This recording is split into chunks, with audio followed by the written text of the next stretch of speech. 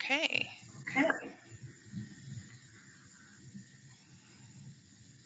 Here we go.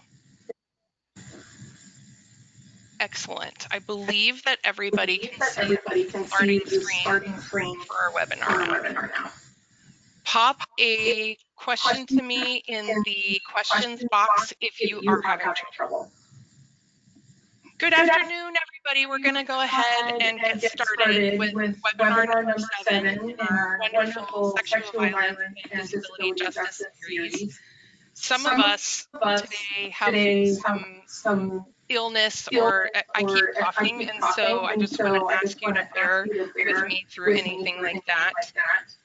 Today is a topic that I really enjoy learning about: mental health, neurodivergence, and sexual violence prevention. And we are bringing this to you as part of the Indiana Abuse Prevention Disability Task Force. Our acronym is ABDTF. So what we really want to do is increase disability-specific skills, knowledge, and the use of best practices in advocacy and primary prevention. And we're really hoping that this series will serve as a catalyst to spark much needed conversations about improving the systemic responses to pervasive violence committed against people with disabilities. And I am so excited to bring you a panel of 5 self-advocates who have diverse experiences in mental health and neurodiversity. And I want to go through a few things before I turn over control to my colleague, Skye. So this is the work that really brought us together. We started as a task force, we started building relationships and gauging interest in working on disability-related sexual violence prevention in the state of Indiana in 2017, really looking to leave our silos and bring together disability services and disability advocacy with violence prevention. And we kicked off officially as the APDTF in 2018 when we got funding from the Indiana State Department of Health. And we got the RPE, the Rape Prevention and Education Grant. And now we have a multi-sector collaboration led by people with disabilities and decision makers and gatekeepers from pivotal disability serving and advocacy agencies. And now our projects include things like we're doing a risk and protective factor literature review. We are looking at the legislative statutes that are out there around disability. I'm going to pause here and ask people to put in your chat box if you are still having trouble with echoes. I'm seeing quite a few people saying that they don't have echoes. AJ needs some troubleshooting. Do you think you could? Okay, no echoing. Great, thank you. I'm sorry, excuse me. Okay, so back to what we're currently working on. You are here. We are working on bringing 5 new webinars and providing technical assistance around sexual violence primary prevention that is inclusive of multiple disabilities. We are always working on evaluating our processes, but also our outcomes and helping others do the same. We use evaluation to drive our work, which is really great. And one of the things that I think all of us are really proud of is the online resource hub that we have, and we provide the link there. And so this is just really fun. So I want to get into some housekeeping and accessibility type stuff before we get into our content for this afternoon. So what you are looking at right now is a slide with a little audio icon. We've got a video icon, a closed captioning icon, webcams. We have a help question icon and a PDF icon. So we are recording this webinar today, and you will get access to that recording shortly after the webinar. We will also provide a transcript of the entire recording, and you can actually read the transcript as it's happening. So we do have closed captioning services. You have to use the live captioning by opening a new URL and dropping in that URL that I put in the chat box for you. And I'm going to go ahead and try to do that again so it appears like the first thing that you see. So I just sent everyone on this webinar a chat from me. So if you would like to see the live stream of the captions, please go to that URL, and you will have to overlay it with some of the other boxes that are open. Probably if you're looking at the webcams or if you're looking at the slides, this is going to require you to share some real estate on your monitor. We provided handouts. There's a handout window in your GoToWebinar software dashboard. And so you can get the frequently asked questions like, what do I do if audio is weird? What is the URL for the closed caption? What kind of resources are these people providing us? We included all of them in the handouts box. You have a help menu. It's at the very top of your GoToWebinar dashboard. You can reach the GoToWeb people there.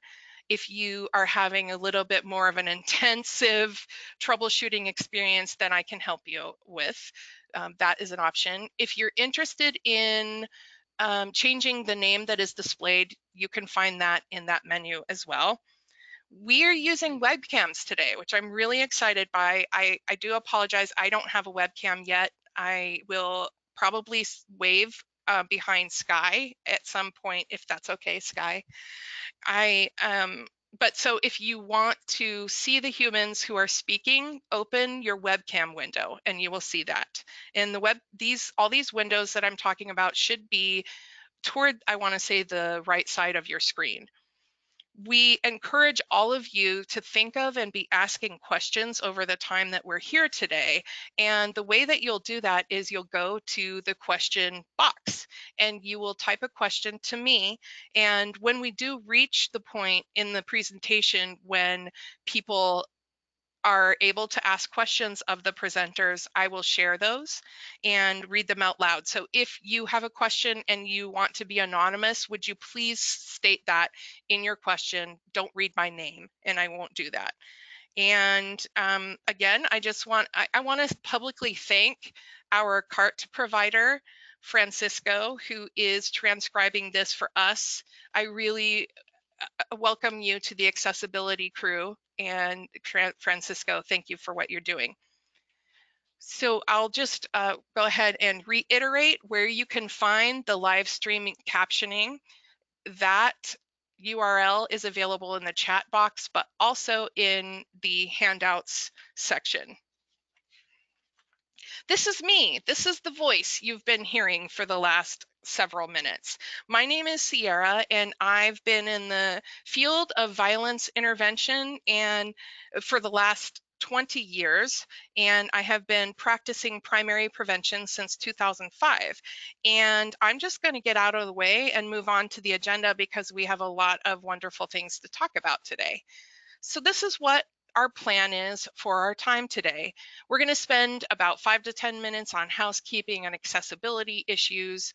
We're going to spend a solid 60 minutes with a panel of 5 people who will share their experiences with mental health, neurodiversity, and sexual violence prevention.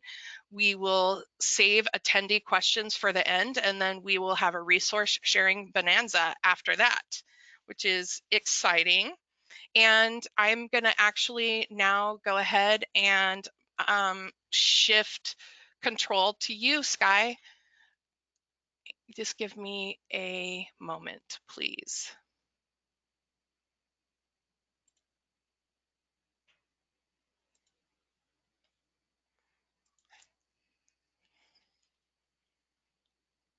Skye, I believe I shifted it to you. You should probably not do that. I'll just have you turn. Okay. Will you also mute yourself really quick? Yes. Okay, so we realized that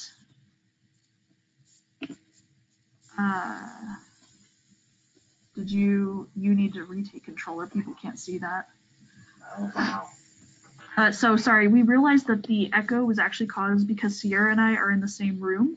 So as a note to both of us, if one of us is talking, the other person needs to mute. So we figured that out real quick. Okay, so I will just briefly say I've been doing violence prevention work since about 2008, and I have been very happy to be the MESA program coordinator for since 2013. And I decided that each webinar I'm going to try to use different photos. So I included this time a meme I made with a minion, and he says, makes coffee, spills everywhere but my mouth, because it seems relevant to neurodivergence today and tremors. I also love animals a lot, and I'm very excited to be with all of you here. I hope Vida can come back. So Vida just somehow got kicked off. So Sierra, if you don't mind trying to help them try to get back, that would be awesome. Will you go ahead and go to the next slide? Okay, so I just briefly wanted to start off with making sure that everyone understood what neurodivergence means. So neurodivergence is a non-clinical or anti-clinical and empowerment-based perspective on differences in neurological structure and function. My understanding is that the word of neurodivergence and neurodiversity originally started in autistic communities in the 80s and 90s. And this is an umbrella term that encompasses a lot of different neurological differences or neurotypes. So this might include traumatic brain injuries. As we talked about in the last webinar, sometimes certain deaf and hard of hearing folks do not see themselves as having disabilities, and instead are consider themselves a linguistic and cultural minority. Some deaf and hard of hearing folks also consider themselves part of the neurodivergent community. And this can also include different types of mental illness, traumagenic differences like having PTSD, some cognitive and developmental disabilities, and also differences in perception and information processing. So for example, being autistic or experiencing schizophrenia. I wanted to include a meme as a millennial of a very common kind of executive dysfunction. This meme comes from Tumblr, of course, and it says, my brain says eat. And I say, okay, what should we make? And then my brain says, no make, only eat. I'm sure that this is a very common experience for folks. People who are neurodivergent often experience different versions of this in our own brains. So I think the point is that probably everyone experiences neurodivergence at some point in their lives and in different ways, but some people just experience that much more pervasively or more frequently. Another thing I just wanted to point out is that there's a lot of different symbols in neurodivergent communities. So the most common widespread one is the infinity, rainbow infinity, to encompass the infinite diversity of neurotypes in the world. There's also this really cool pin I found that just says celebrate neurodiversity by Graphics and More. And then a lot of people who are in the neurodivergent community might know that we often use narwhals, like NARWHAL, as kind of like our animal. And that partially comes from the Ed Wiley Autism Acceptance Lending Library. They have an amazing comic of this narwhal who does lots of things that supports neurodivergence, especially of youth. And this particular comic that they posted says, do what makes you flappy, which is a autistic quality of like enjoying to flap whenever you're really happy or excited. So there's just like a few quick tidbits of like neurodivergence culture and language for folks before we begin.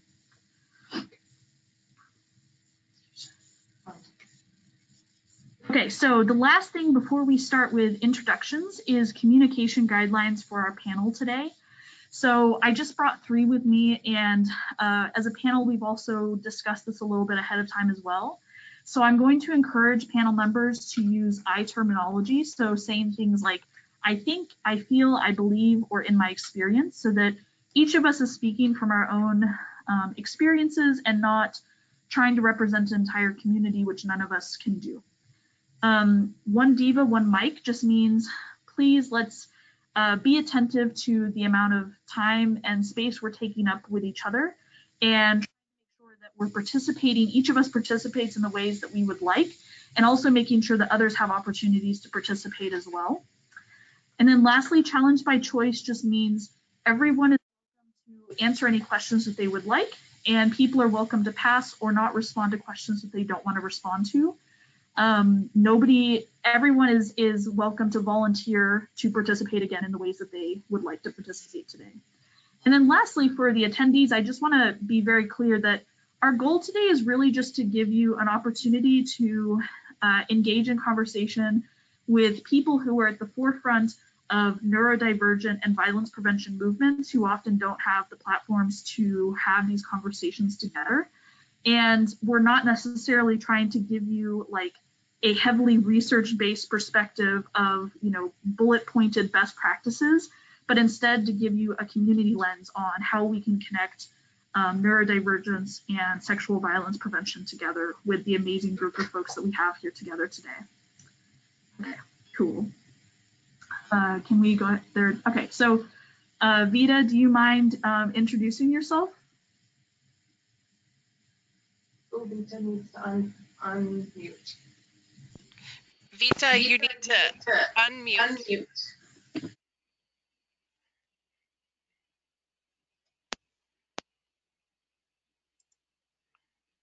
Unmute. Okay, there we go. Yes. There we are. I was like, what's happening? Hi everybody, I'm Vida. I use they and she pronouns. I'm originally from Cleveland, Ohio. Currently based in Chicago, Illinois, so I didn't leave the Midwest at all, actually.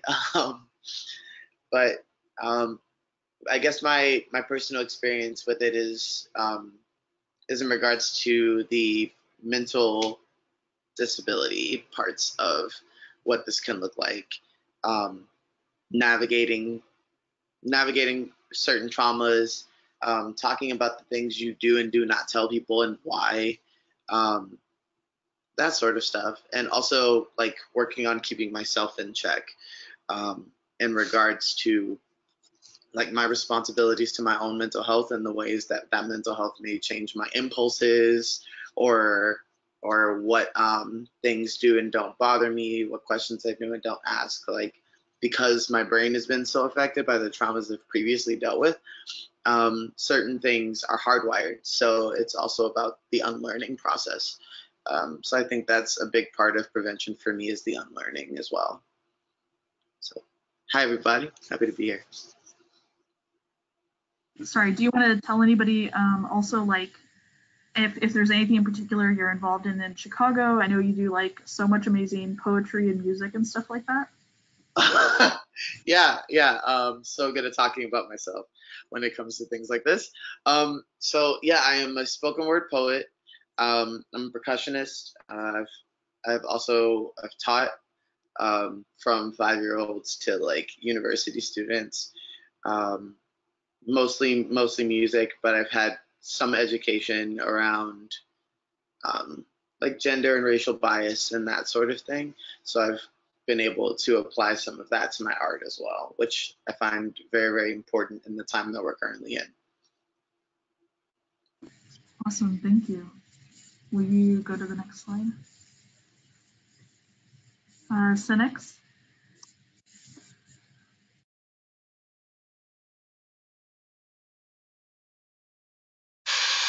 Hi everybody, my name is Cénix. I use they and them pronouns.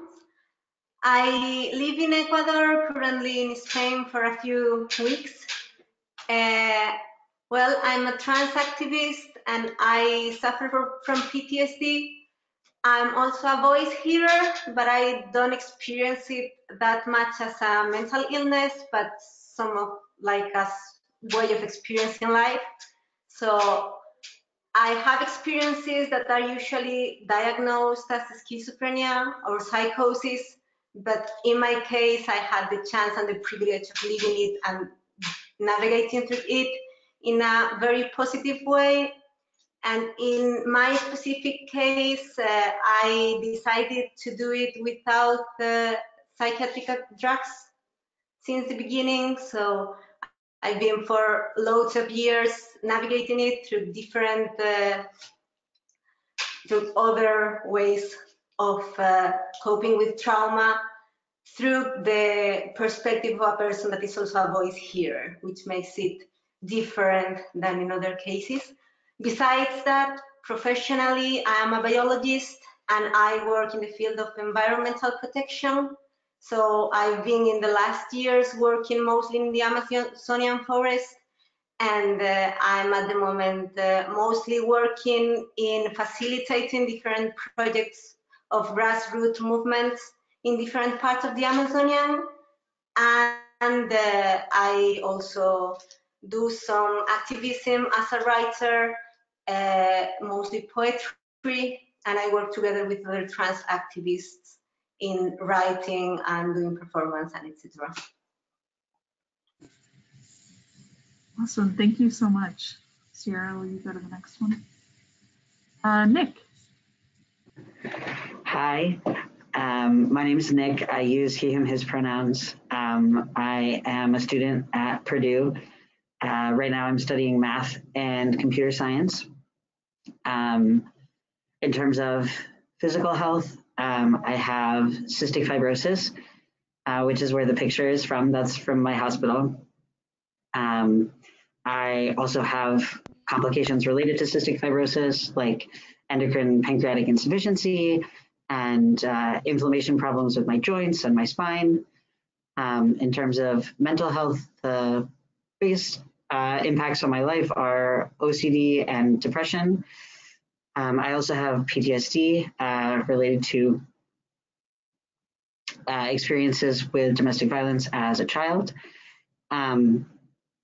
I am fairly new to the world of self-advocacy and sharing my experiences. I am really interested in being able to discuss my own experiences with like-minded people.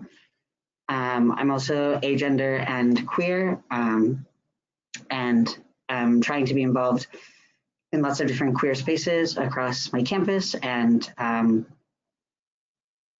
I am really glad to be here. Thank you. Sorry, there's just a delay in the slide, but Ted is next. Hi. So yes, I'm Ted. I'm used to saying my name like that because it's unusual. So I use they and them pronouns. I think the first thing I'd say about myself is that I've always, as I'm sure many of us have, experienced kind of an outsider identity across lots of different identities. So I grew up in London, British and Pakistani, so I'm also Muslim and Jewish by in terms of my parents' faith. So I've often been at the kind of intersection of different cultures. I'm trans, I'm genderqueer. I moved to the States when I was 19, mostly fleeing very rough teenage experiences, which leads me well into kind of my neurodivergent experiences. It was fairly late in life that I started to make room to understand that things that I experienced had impacted me, and also that I could make room for the ways that my mind works and be kinder to myself and accommodate those things. So I've experienced depression since I was a teen, and that for me that's kind of interwoven with anxiety.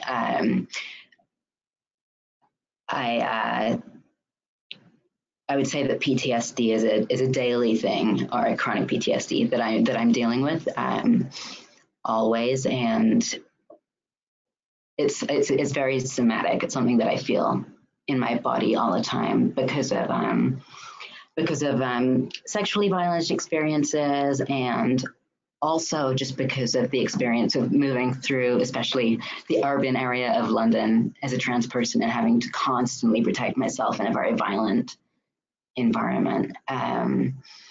So I'm jumpy. And with regard to community and activism, as you'll see in my biography, I've kind of withdrawn in a lot of ways. My confidence is very low right now in community. I align myself a lot with queer and trans color community and anti-imperial or anti-racist work. In the last few years, mental health and sheer exhaustion have made me retreat, and so I've been kind of navigating that along with depression and trying to forgive myself again for needing to accommodate my needs. Thank you so much, Ted. Okay, our last panelist is not on video, but he is calling in. So AJ, are you able to unmute yourself and just tell us a little bit about yourself?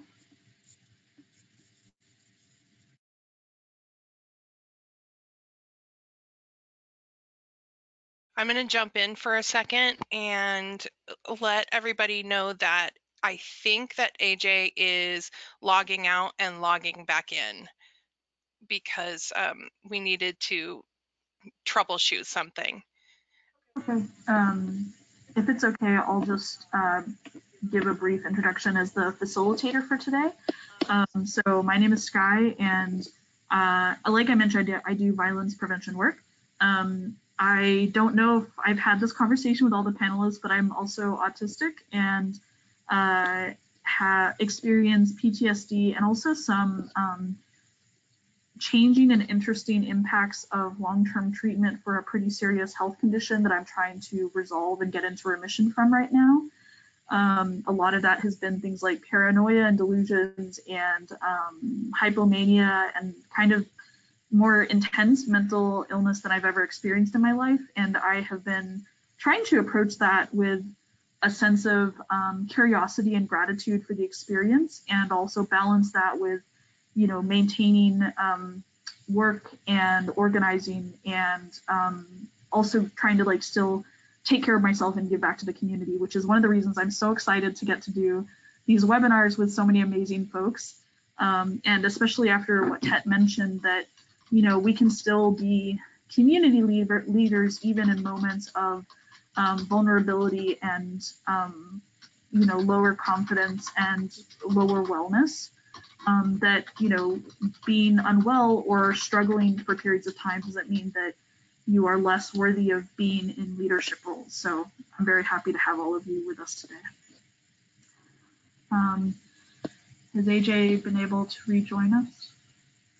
AJ is here.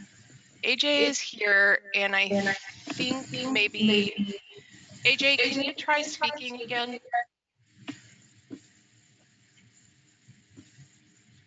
Ooh, I see a screen.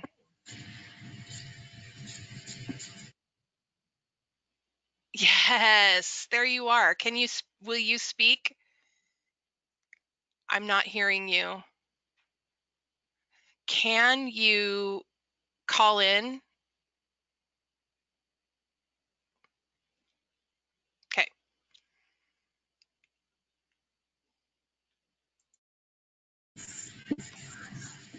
Thanks to everyone for your patience while we get AJ on board. And do you want to move forward and just start the first question? So while we're waiting for AJ's sound to work, we can go ahead and start having a little bit of a discussion. So I asked y'all to begin, like, just letting folks know a little bit about yourselves.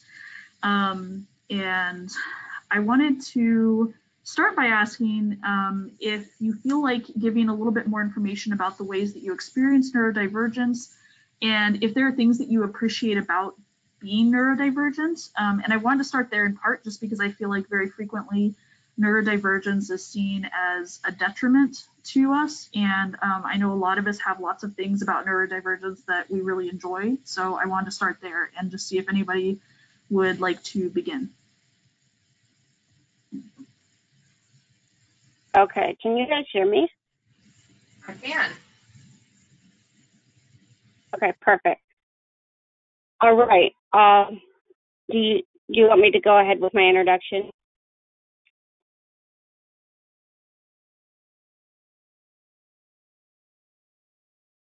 There we go. Perfect. Okay, so my name is AJ. I am trans male. I am also a system of 7. I have dissociative identity disorder. I am also schizophrenic, and I'm a domestic violence survivor, a sexual violence survivor, and I also suffer from PTSD. So I have a lot going on, which is basically what mental health physicians have told me has caused my dissociative identity disorder. It allows me to have an outlet. I'm also an outlet for other people. I always leave myself open, leave my inboxes open so people can get a hold of me if they feel like they need somebody to talk to or feel like they would like help to get out. So about me, that's me, and I'm really glad to be here. This is my first ever webinar, so just bear with me and I'll do my best. Awesome, thank you so much. Sierra, will you go? Okay. Yeah, so I'll start back. Does anybody want to start by talking about things that they appreciate about being neurodivergent?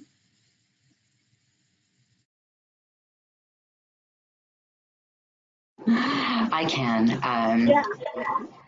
So I was diagnosed about a year ago with something called a nonverbal learning disorder, and it was a gift. I learned, well, I had words for the fact that I understand things mostly in words to a very unusual extent. I scored in these tests very, very highly in verbal skills and phenomenally low in math and spatial skills. And so many points of distress and misunderstanding, and those intersections with trauma from my whole life clarified. And I realized that it was legitimate, that I'd found certain things hard, and maybe being more confused by certain things in my life than I might otherwise have been.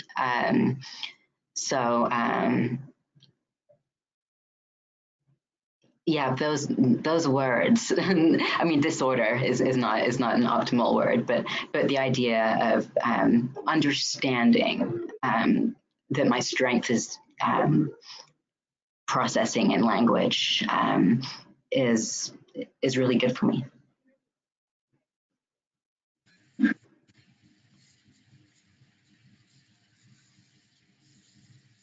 Thanks. Does anybody else want to add something about things that they appreciate? Yeah, Vida?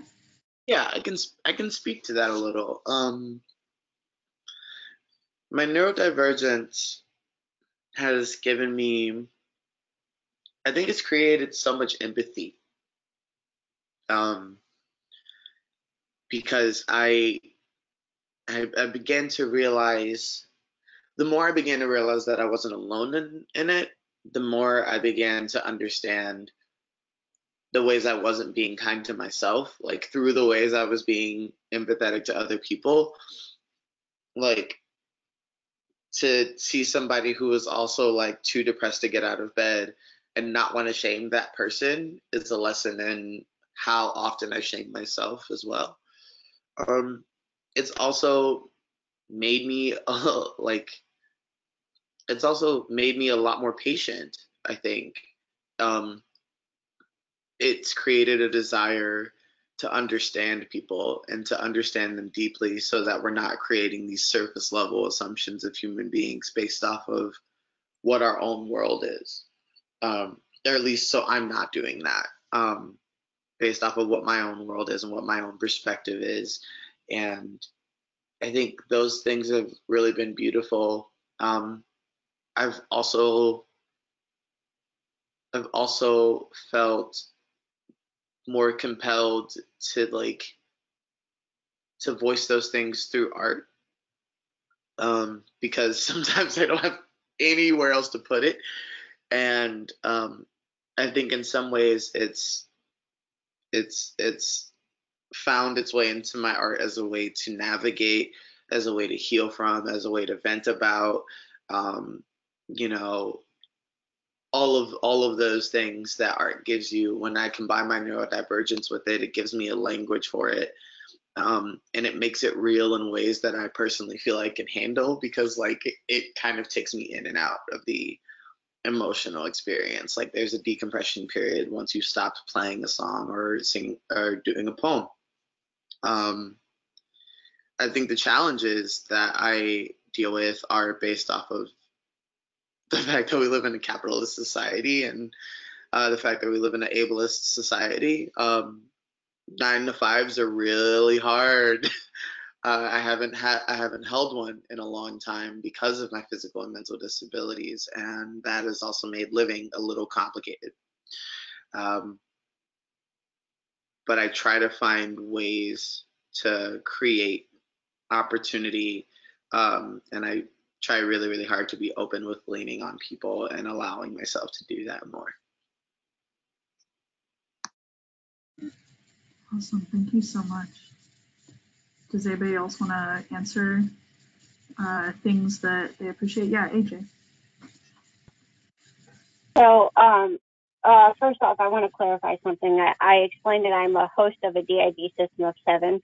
And just to clarify that a little bit, DID is dissociative identity disorder. It used to be commonly known as multiple personality disorder. So that usually pretty much clears it up for people, but it basically means that I have several alters or personalities within the same body. And I'm the host, which means I am, does not necessarily always mean that I'm the original alter, but for me, I'm the original alter. I am also the one who fronts and is at the forefront of life most often. So just to clear that up. And the second thing I'd like to say is one of the things that I appreciate most about having neurodivergence, and specifically for me, one of the most things I appreciate is having DID, because this allows me to have other alters that can front and deal with things that may be very hard for me to deal with emotionally or physically or even sexually. And that allows me to have an outlet that a lot of people who do not have neurodivergency or do not have DID specifically do not have that outlet. It also allows me to empathize with people, kind of like Vida said. You know, it allows me to have that understanding that sometimes just because I understand things one way does not mean that somebody else understands it in the same way. So I really appreciate my ability to understand people a little bit better than maybe a typical person would. Thank you. Cénix or Nick, do you want to respond to this question, or do you want to pass? I think all the things that come with being a voice hearer is something that I do appreciate, because it's an actual basic part of how I experience life, which means I experience emotions through visions and through sounds and music and other things, and I could not even imagine how would my life be without this. But I do know that besides the fact that for the positive sides, being when I'm happy, the things that I see or that I listen are beautiful things, but also when navigating through trauma, it has helped me a lot. Because when I'm, let's say, experiencing a big anxiety, I experience this anxiety through visions and through voices that actually give me a clue on what is the point and what do I have to face exactly. So I feel that my hearing voices and my seeing visions has been a substantial part of how to cope with trauma and to heal. So it's been a very basic part for me to actually experience life in a positive way. Thank you. I first wanted to agree with Tess that having the ability to put words to my experience helped me a lot.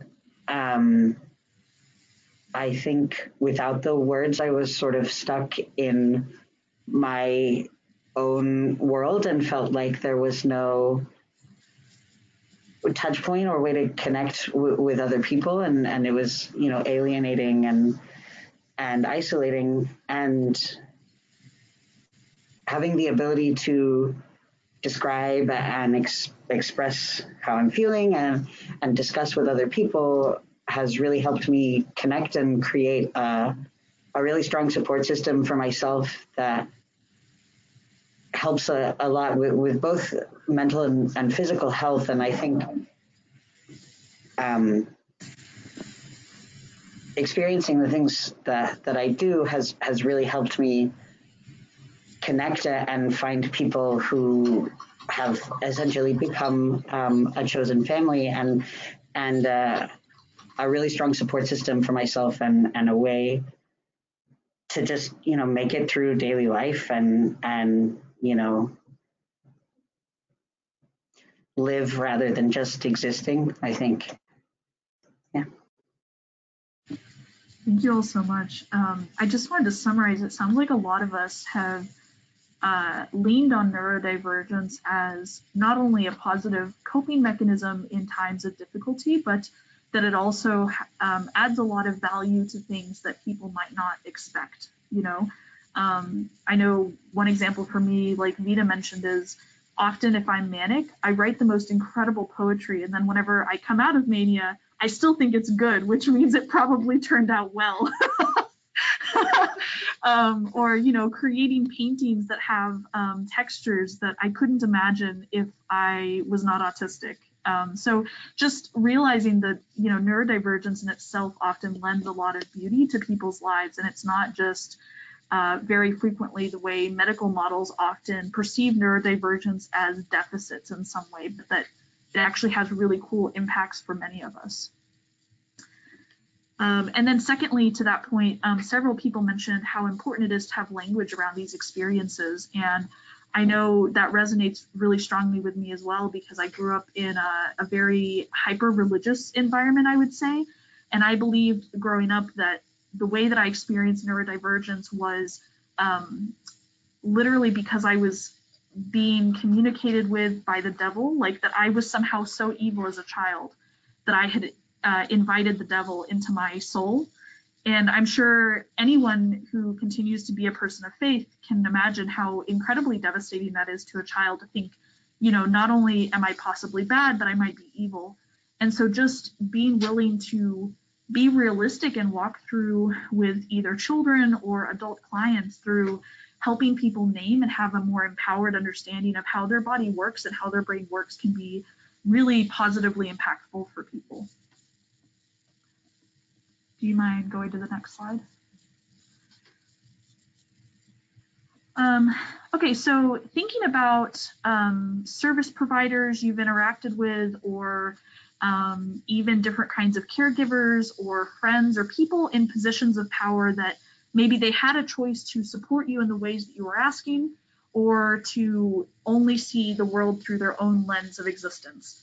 What are some examples of things that you really wish people understood about neurodivergence generally, or maybe your particular experiences with neurodivergence? Yeah, AJ? So for me, I wish so many times I've been hospitalized or had to deal with medical professionals.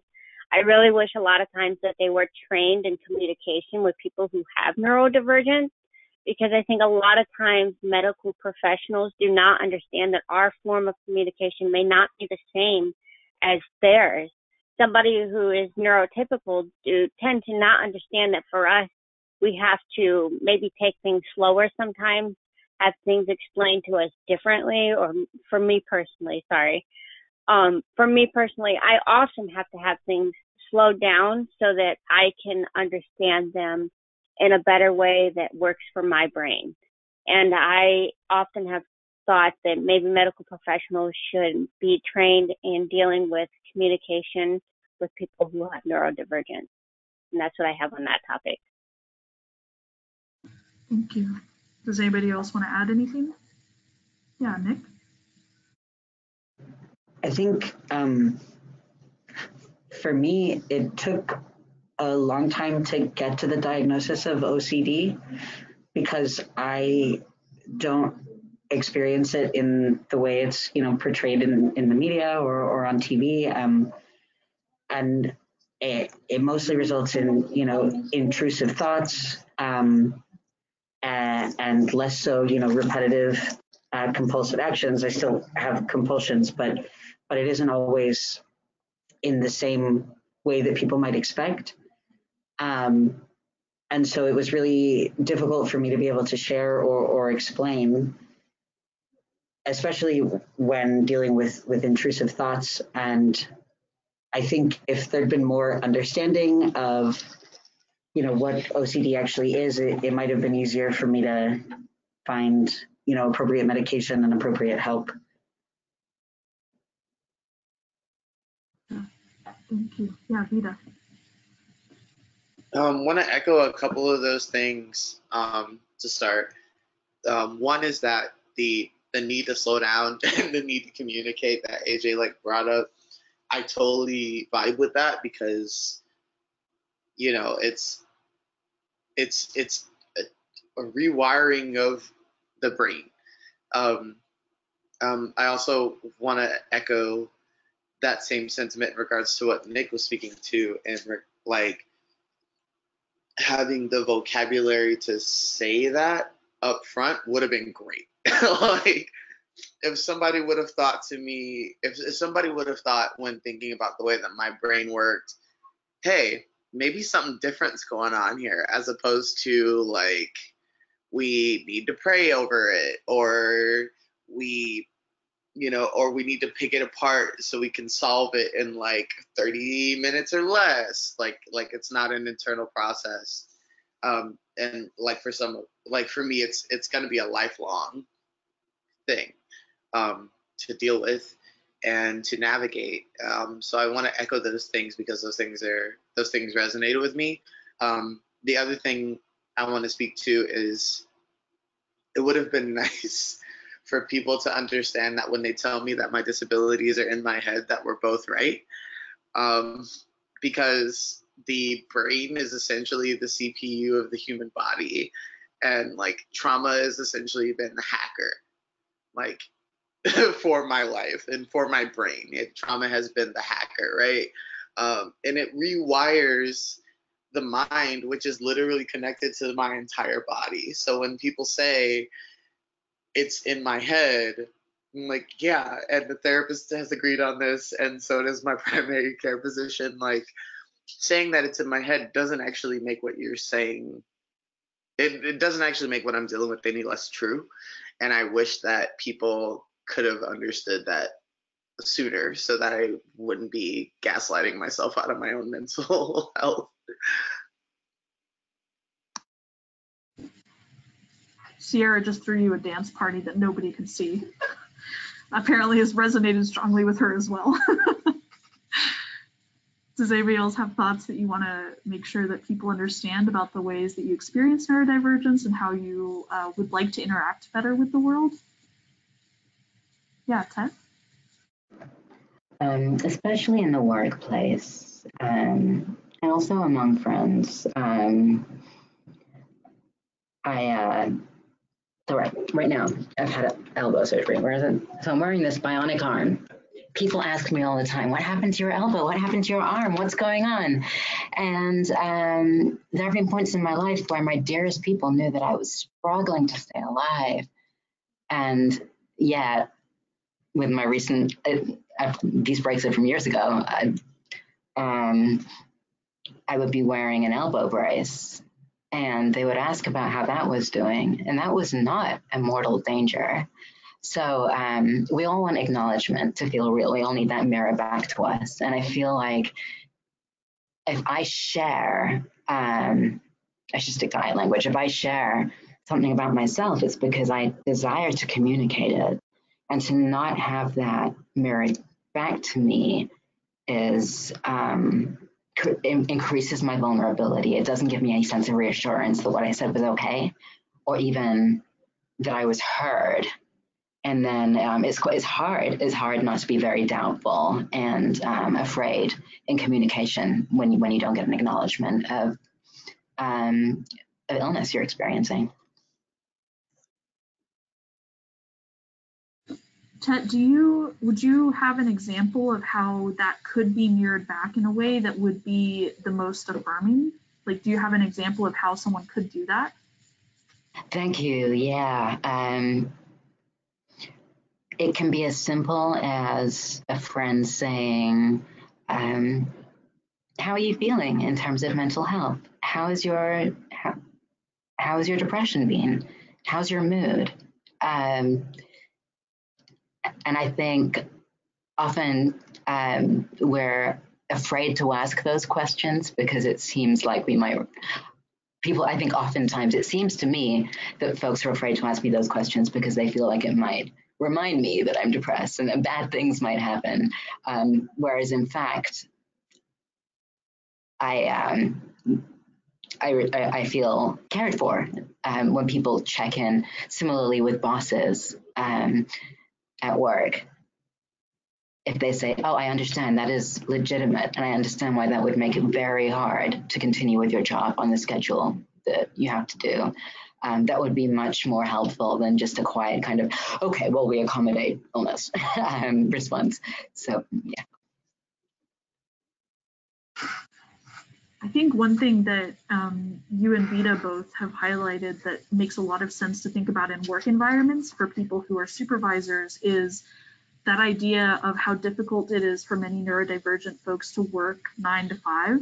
I know one of the most shocking things in kind of the way that both my physical health and mental health have coalesced together is realizing that every day that I wake up, I am going to have a completely new experience. Today I woke up and I was incredibly nauseous, but I had to eat, and then I had to get on site, an hour away and pick up 2 people, and all those things happened, but it didn't change the nausea. And, my brain is working well enough to put together some sentences right now, which is fantastic because I am legitimately excited to be here with all of you.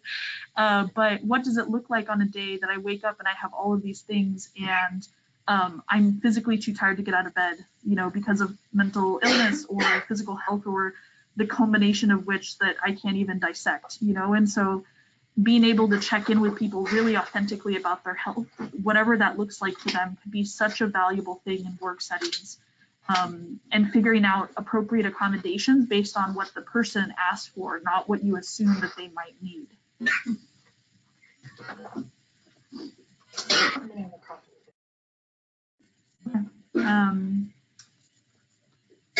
Does anybody else want to add anything else to this question? Yeah, AJ?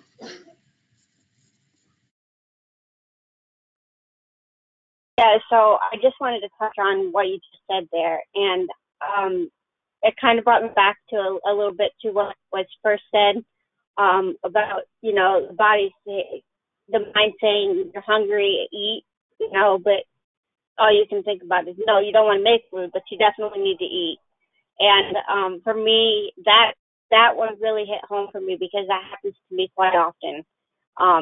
I know that I need to eat, but I don't have the energy or motivation to do so, to go make food, because of my neurodivergency, because my mind has too many things going on to try to focus on making food. So I just wanted to touch on that because that really hit home with me. Okay, I'm gonna reach over and switch the slide from Sierra's computer.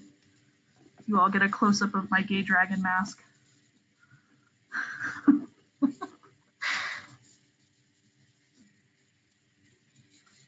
Cool, okay. Can we, if folks are willing, can we talk a little bit about how do you feel like being a survivor of forms of violence, particularly sexual violence, and neurodivergence have intersected for you? Are there ways that, you know, some of you have already mentioned neurodivergence maybe helps you in coping and healing, or are there particular ways that you would like to see service providers better support us if we are coming to an agency in crisis or just in need of support in some way?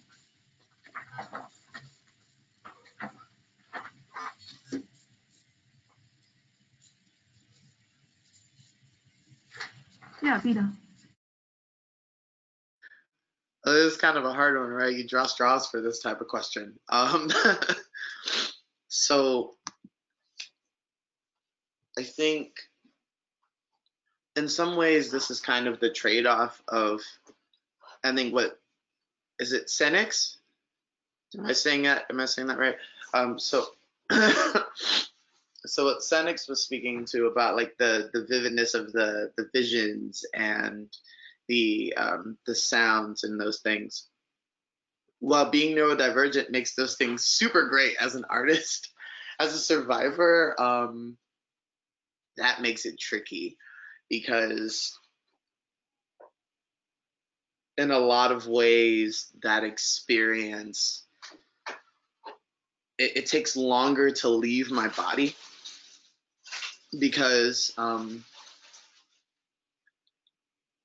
while, and this is something I'm working on in therapy, while my brain has totally checked out from the experience of violence that I'm dealing with in the moment, the body has continued to note the sounds, the smells, the feelings of the experience, in ways that are so, like, they feel almost implanted. Like, it feels almost surgically implanted in my body in ways I have yet to distance myself from, and that's hard. That's really hard, because it feels like healing happens so much slower because of that, because I have so much work to do around unfeeling the moment in my body, no matter what my brain has decided to do. Yeah, thank you.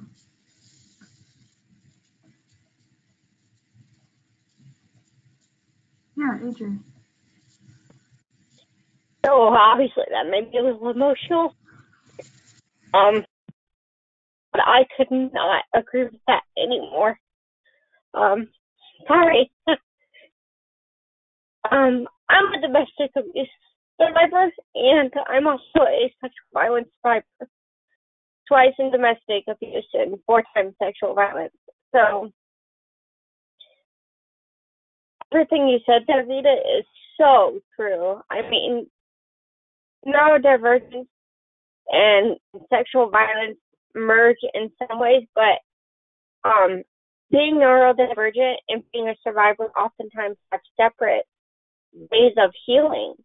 And for me, as a neurodivergent person with DID, I'm going to hit on that a lot today.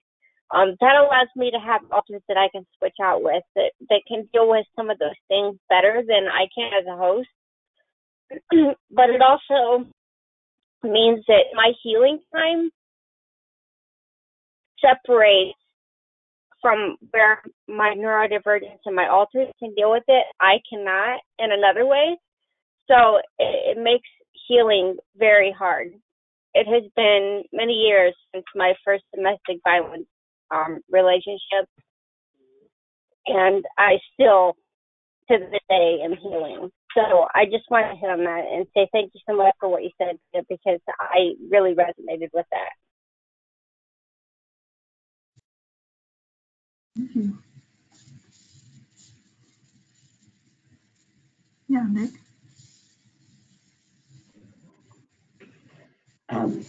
I also agree with both of you that, yeah, that especially Vida, like,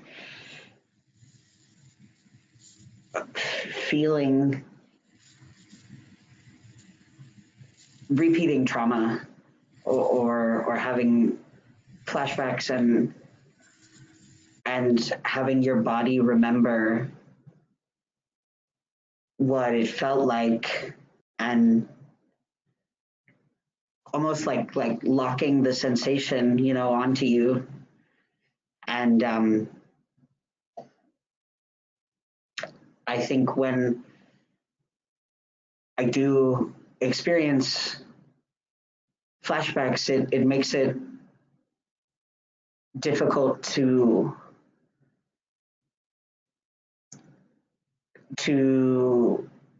remember that, you know, I'm in a physical place, even enough to be able to enact the things that, you know, they teach us in therapy. You know, like it feels almost impossible to be able to get to coping mechanisms when you're so stuck in that moment. And I think also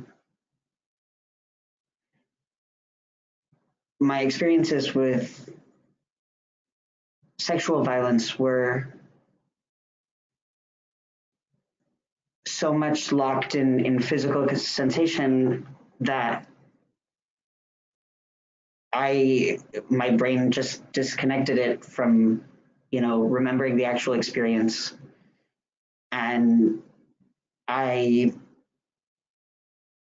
essentially, you know, lost the rest of the memory other than the physical sensation for years, and, you know, was never then able to connect it to how it was impacting my depression or my PTSD, and also how physical and sexual violence impacted my OCD related intrusive thoughts a lot, and how those intrusive thoughts would come up or how they were expressed, and being able to, you know, get a handle on my OCD and those intrusive thoughts let me sort of separate out, you know, those types of experiences, which I think in the end helped, you know, with everything all together, being able to separate, you know, the current moment from the past, or intrusive thoughts from reality, and everything sort of, you know, gets meshed. And I think once we have language to talk about it, or once we have a person to, you know, share thoughts with and discuss, or in therapy, it really, you know, separating them, I think for me, made it easier. Yeah. Thank you. Yeah, so next.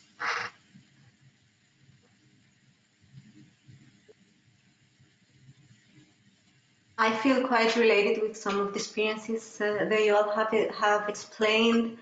And one thing that I think that did a whole regarding being a survivor for me as a person related with psychosis is the fact that it did feel for me like it made me much more vulnerable to gaslighting. Because since you experience things that are not real, it's much more easier for nobody to believe you, and for yourself to put on that yourself once and once again. So it feels for me that not only as a survivor, but also during the time that I was experiencing violence, I had to go through it more than once and more than twice until I was completely reassured that that was happening and I could make something about it. So I think this was this has been a big thing before, during, and after the experiences that I had to go through to survive. Thank you for bringing that up. All of you are also making me think about, I think very frequently I've noticed in many neurodivergent friends that I've had, many of us may experience time differently. My partner and I joke that for me, everything is the first time again. So like whenever it's raining, I get so excited, like it's the first time I've ever seen rain, because I just find rain delightful. And in some ways that makes, you know, memories also almost the same distance away all the time. And, you know, and so in some ways, I think in harmful memories, those can feel omnipresent in the same way that joy and positive feelings can feel omnipresent because simply of the way that I'm processing time. And, you know, having, and I also just thinking also, sorry, about what Cénix said about trying to learn to believe ourselves can be so challenging because especially for people who have been neurodivergent or had, for example, cognitive or developmental disabilities since we were children, you're often taught that your first goal in life is compliance instead of to learn how to be a full person who can make decisions for yourself. And I know for me that has weighed very heavily on my ability to even begin healing, because first I have to be able to recognize that violence has happened, that it wasn't my fault, and that I do have the ability now to make choices to heal and also to contribute, for example, to prevention work. But I think this also highlights why it's so incredibly important for parents and service providers not to just try to teach children to comply to, you know, behavioral standards, but instead to teach children, what does your body want to do? What does the teacher want? How can we do both things together? You know, how can we make sure that you're safe and well, and you get to decide how you're going to respect yourself and other people in a space as a child in an age-appropriate way? It's such an important, I think, protective factor to ensuring that for people who have neurodivergence and especially cognitive and developmental disabilities, that we are able to do self-advocacy and you know, have consensual relationships where we're actually choosing to be in healthy relationships and, you know, not just complying with the things that other people have asked for those individuals to do. Can we go ahead and go to the next slide? Okay, so I want us to kind of focus on service providers and professionals. So this might be if you've ever worked with a disability service agency or a therapist or psychologist or even teachers in classroom settings, anyone who was in a position to support you in some way. Are there specific ideas you have for people in those positions about how they can help prevent people who've had similar experiences to yours from experiencing sexual violence or any kind of violence? Yeah, Ted? So I was in an escalating domestically violent situation that lasted for months upon months. And as I felt it escalating and I felt my increased sense of danger, I reached out to a local domestic violence organization, and I said, I told them what was going on, and they asked if I needed resources immediately, and I said not tangible ones yet. It could be that I have to leave my home really fast, and or that I need intervention of some kind really fast. My partner was a man of color, and I didn't want to involve police, but I did need a safety plan. So I knew that if it came to the point where I was considering police intervention, things would be really bad and I would be in a lot of immediate danger. That was an unusual situation for the person on the hotline I called. They went away for a while, they came back and they said, hey, what we're doing is we're leaving a note in our executive director's filing cabinet, and should you need to call back, tell them that that's there, give them your name, and they'll understand your backstory, that they need to act fast, that we weren't able to take action in the moment, but that you're in a very volatile situation. And that we might need to help you kind of with the rescue escape plan. That moment came, and there'd been a staff turnaround and they didn't have that information in the folder, in the filing cabinet anymore. So obviously I felt very abandoned, and I also felt inauthentic, like that there seemed to be some doubt that I'd really been there and I'd really spoken to that agency, and that I'd really reached out for help, maybe even that my problem really was as bad as I felt it was. So although it was comforting to have that agency to go through, it was also very kind of distressing, and I felt very helpless when our plan didn't come through.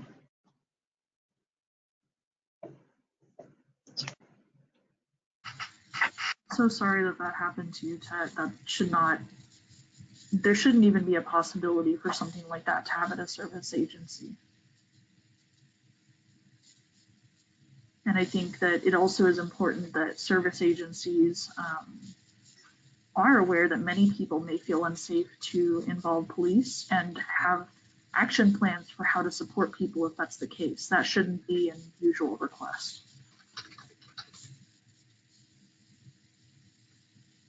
Yeah, AJ?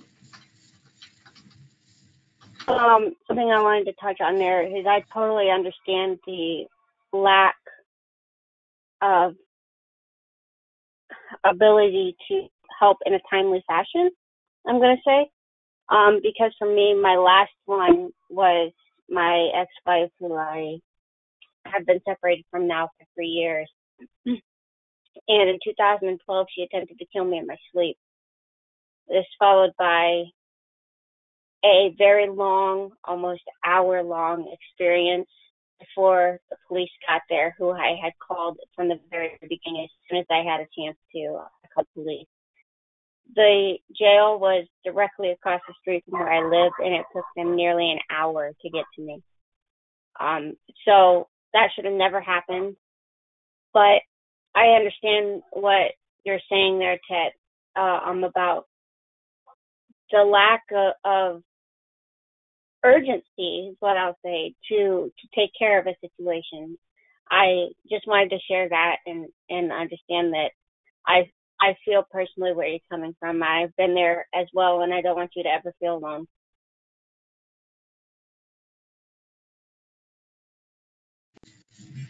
Yeah, Vida. Just want to send, before I speak on this, just want to send some love to all of us here. What we're talking about isn't easy, and what we're living with is not easy sometimes. So I just want to send that love. So part of institutional failing that I've actually dealt with started in high school, and this was long before I knew I was trans, but I still knew I wasn't straight back then. I was assaulted by a classmate, and I wasn't going to tell anybody, and my math professor overheard me disclosing to my friends and did this whole mandated reporting thing. I had to tell the principal, and guidance counselors were involved. The principal had me come out into the hallway during my lunch break at school, with just me and the person who did it.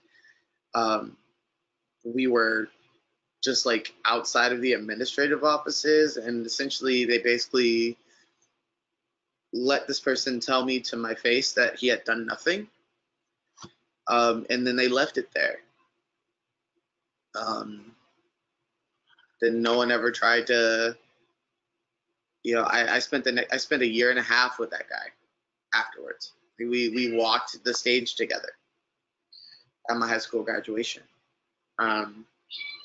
So in my head, I felt, and honestly, this is why I haven't gone on to report so many of the instances. Now it's a lot more like gendered, in the fact that like some of the violence has been by AFAB people, and as an AMAP person who doesn't have documents changed and gender markers, because I don't take stock in a lot of that shit sometimes. As part of it, I have learned that it is better to keep your mouth shut, because even when they force you to speak, people don't believe you. So that was one of the biggest reminders to me that as an AMAP person specifically, there was always going to be that for me. And even now when I think about the things I've survived from AFAB people, I still think about the fact that if I go and report this, I'm going to be reporting it as a man who can't get hurt this way, right? Because societally, men don't get hurt, right? And as long as they could still view me as a man in the eyes of society, I'm never really going to feel truly advocated for when I go to report these things. So I mean, I personally don't feel that providers can help within the parameters that we have, within colonial parameters, within racist parameters and misogynistic parameters. I don't think it's possible for these people to be the things that I need. And I've just had so much proof of that in the past. Yeah, you bring up a really prevalent point. Sometimes when I'm working with different types of service providers, I often get told that people don't necessarily know how to work with LGBTQ folks or different types of marginalized communities because they haven't seen anybody from that community there. And very frequently, part of my response is that, you know, people don't go unless they know that they're going to be safe. You know, if someone's already dealing with a lot of trauma, why are they going to try to go to a service provider agency that there's no communal knowledge about the safety and respect and whether their experiences are also going to be reflected in the leadership structure there? And that very frequently what that ends up meaning is people of color, LGBTQ folks, neurodivergent folks, and people with disabilities are not necessarily feeling like mainstream service providers, which are largely the infrastructure we have, are not necessarily places that we can go to receive care as a whole person with all of our parts all together. And so preparing in leadership structures, in staffing and education for staff, all the ways that, you know, people's differences need to be respected and celebrated and supported is so vital to doing really good violence prevention and intervention work. Can we go ahead? I just don't remember what my last set of questions was. Okay, so before we take this, I just wanted to take a quick moment because I know, like Vida mentioned, like this is a really intense discussion, and I'm so appreciative of all of your empathy and vulnerability and willingness to have these kinds of difficult conversations with everybody. And I also want to just mention that whenever people were sharing stories of some of the ways that systems have failed you, that there were also several people who commented and said, thank you so much for sharing. And also that as service providers, several people said that they're really sorry that places that you've gone to have not supported you in the ways that you needed. So just briefly, both for panelists who would like, and also for any attendees, if anyone is just feeling kind of tight in your body, I wanted to invite people to take a deep breath, really slowly, and take a minute to feel what your toes are doing. You know, a lot of times when I get stressed, I kind of clench my feet without realizing it. So kind of helping your feet unravel a little bit and kind of feel the floor beneath you. And then lastly, you know, a lot of us talked about how much of our experiences stay in our bodies. And so one of the things that I enjoy doing with people, if we're kind of stressed or just feeling a lot of those feelings at once, is to give yourself happy taps. So if you want, you can tap your collarbone. If your arms are a little tired, you can just tap on your knees, or you can pat your arms. And I know for me, doing that for just a little bit sometimes kind of like makes me feel regrounded, and it kind of like disperses the energy back out, so you can like feel your body without necessarily feeling everything all at once. And then we can just take one more deep breath and kind of let any tension or stress that you've been having out. And is everybody okay? You all doing okay? Okay, thank you. The question I wanted to close us on is just asking, you know, what are things that you would like people to do in order to help us prevent sexual violence against people who are neurodivergent or experiencing mental illness? How can they contribute to this effort?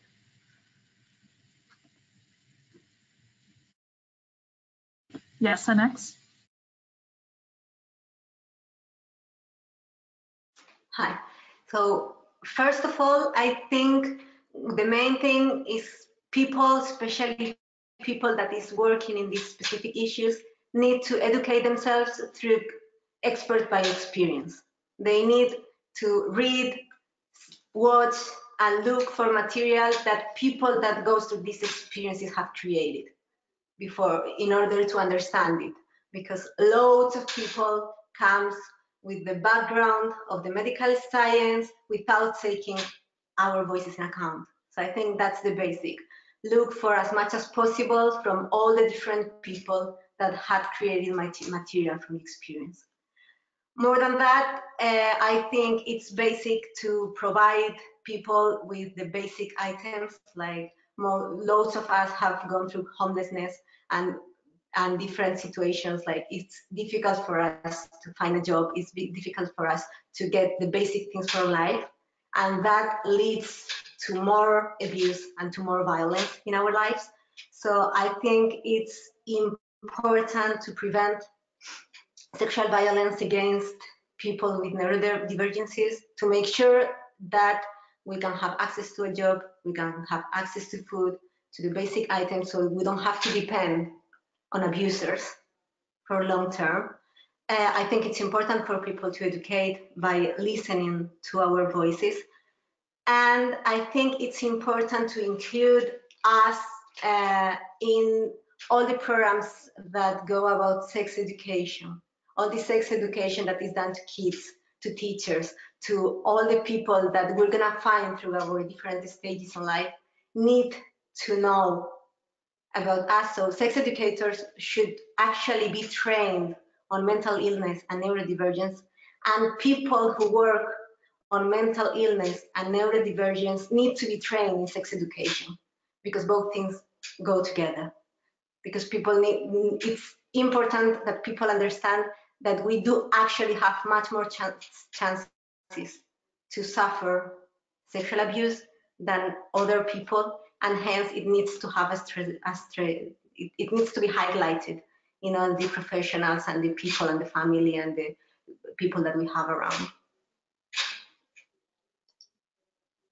Can I invite everyone on the panel and also any attendees, if you know of really great resources where people who experience neurodivergence or mental illness are talking about these things, if you would like to email those to myself or Sierra, we are happy to compile them and send them out so people have more access to first-person narratives about these experiences as well. Does anybody else have one item each maybe that you can share about preventing sexual violence against neurodivergent people? Yeah, Vida. Hi. Yeah, so I'll keep it brief.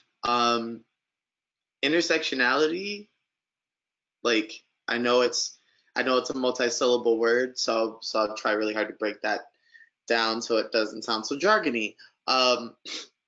As a Black person, I am affected in many ways by society. As a trans person, when you add that to that, it creates difficulties with how often we're believed.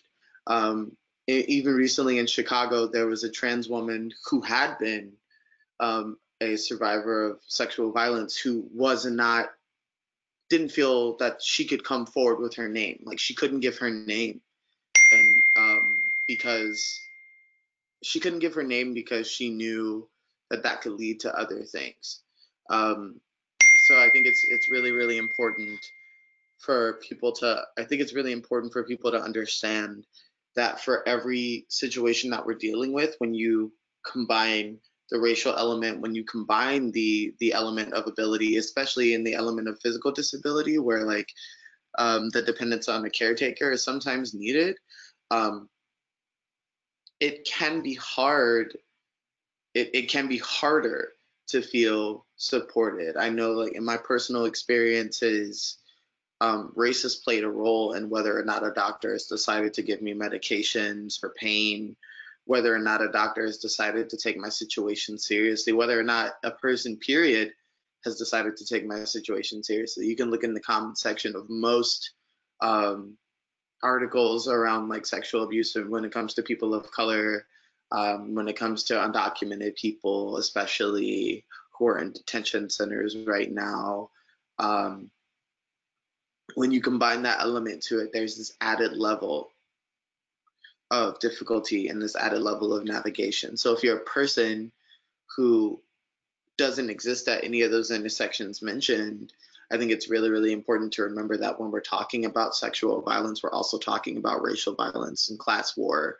And we're also talking about ableism and how those things involve themselves in sexual violence. It's not just about what happens to a specific body. It's about how those systems view those bodies in general and how they decide to treat those bodies after the fact.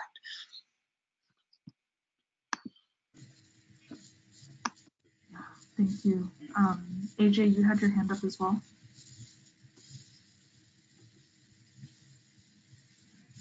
Yeah, one thing I wanted to touch on is a lot of people going back to taking people seriously. As soon as somebody in the medical field or anybody that you reach out to in general of society, as soon as they find out that you're neurodivergent in any way, they tend to, touching on what Vida said there, not take you seriously. People think that you don't have the capability to understand what's even happening to yourself, let alone the world around you, and that's just not the case. We, as a community, I feel like we need to be able to stick up for ourselves more often and say, hey, that's not the case. I understand what's going on with me, and this is what's happening, and I need help, and you need to take me seriously. And I just wanted to touch on that because I feel like if we band together, we can make a real change, and I would love to see change.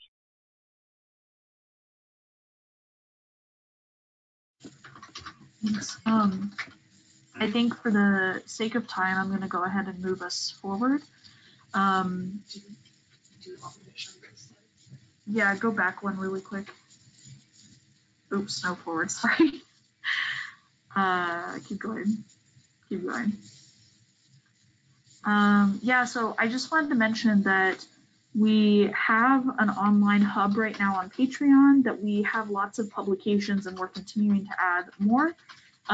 Hopefully some of our panelists may in the future also add to the online hub. Everything is 100% free there.